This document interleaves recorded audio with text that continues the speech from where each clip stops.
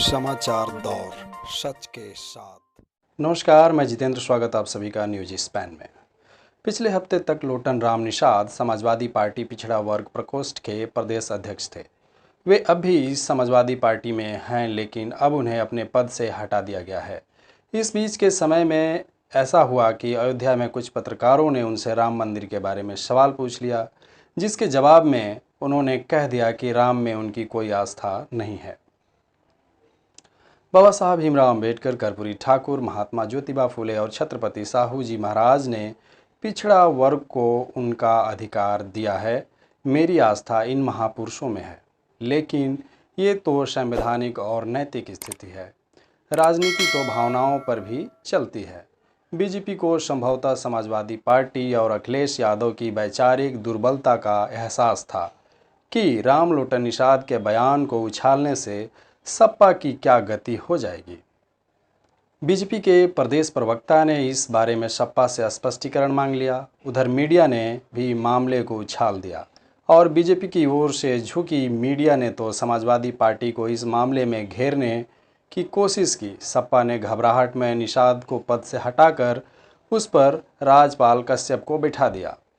सपा प्रदेश अध्यक्ष ने इस बारे में बयान जारी करके कहा कि ये फैसला पार्टी अध्यक्ष अखिलेश यादव के निर्देश पर लिया जा रहा है।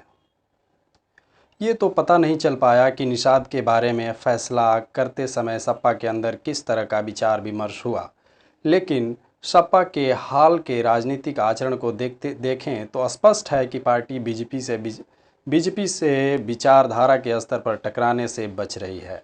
ऐसा करते हुए कई निर्णायक और बड़े मुद्दे पर सपा या तो बीजेपी के साथ खड़ी हो जाती है या खामोशी और निष्पक्ष रह जाती है।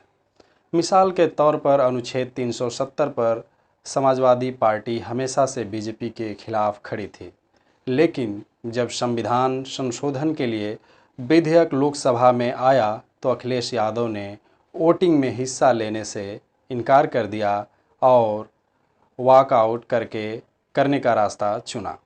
3 तलाक बिल का मामला राज्यसभा में वोटिंग के लिए आया तो सपा के 6 और बसपा के 4 सांसद अनुपस्थित रहे।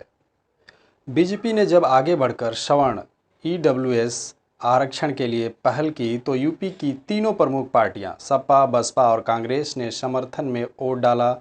इसी तरह जब अयोध्या में राम मंदिर बनाने के लिए सरकार के बनाए ट्रस्ट ने प्रधानमंत्री से भूमि पूजन कराया तो सपा ये सवाल नहीं उठाया कि सेकुलर देश में शासन का प्रमुख एक धार्मिक मामले में क्यों शामिल हो रहा है।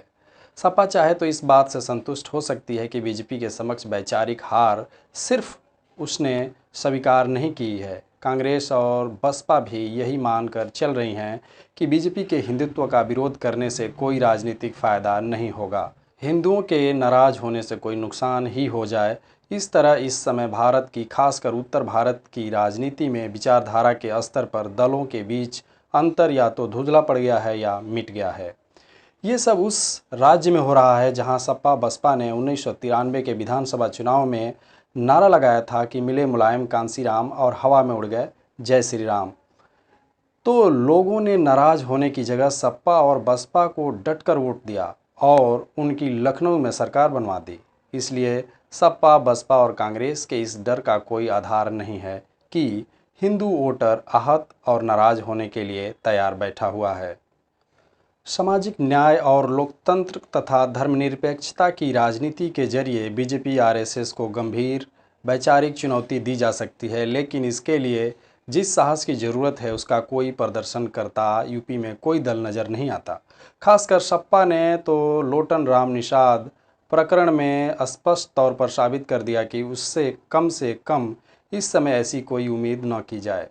सपा और बसपा अभी इस भ्रम में है कि परशुराम की आसमान छूती मूर्ति लगा देने से ब्राह्मण उन्हें वोट डालने लगेंगे और इसीलिए वे उस पार्टी को छोड़ देंगे जिन्होंने आज़ादी के बाद पहली बार सवर्णों को आरक्षण दिया है और राम मंदिर बनाने की शुरुआत कर दी है।